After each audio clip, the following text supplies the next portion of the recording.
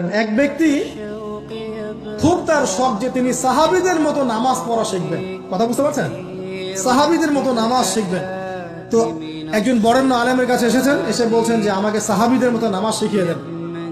তখন সেই আলেম আরেকজন আলেমের সন্ধান দিয়েছে, যা তুমি তার কাছে যাও, তিনি শেখাবেন।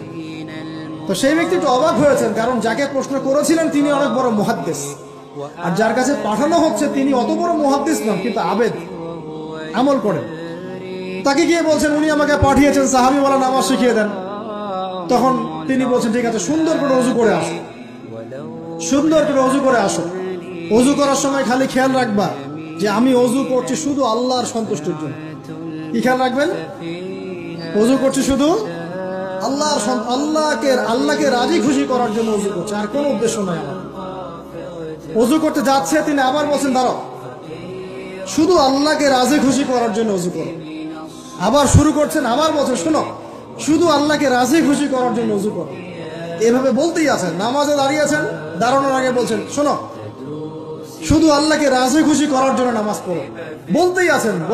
এক পর্যায়ে সে ব্যক্তি নামাজ শুরু করলো, নামাজে মনোযোগ এদিক ওদিকে যায়, আর তার মাথায় এটা আসে, এই শুধু আল্লাহকে রাজি খুশি করার জন্য আমাকে নামাজ পড়তে হবে, শুধু আল্লাহকে রাজি খুশি করার জন্য নামাজ পড়তে হবে। এই চিন্তা তার মনের মধ্যে ঘুরপাক খাচ্ছে। এভাবে নামাজটা সে শেষ করেছে। শেষ করে চিন্তা করছে যে নামাজ তো পুরোপুরি মনোযোগ দিতে পারলাম না। বারবার মাথার মধ্যে এরকম চিন্তা আসছে, আল্লাহ আমাকে তো মাফ করে দাও, নামাজটা আমার মনে হলো না ঠিক মতো।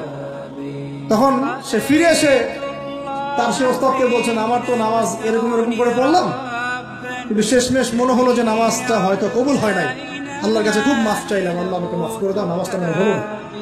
তখন সেই যে প্রথম ব্যক্তি যিনি পাঠিয়েছেন তিনি বলছেন এটাই হলো সাহাবী বলা নামাজ। তারা আল্লাহকে রাজি খুশি করার জন্য নামাজ পড়তেন, নামাজ শেষ করে আল্লাহর কাছে ইস্তেগফার করতেন, আল্লাহ কিছুই হলো না, কিছুই।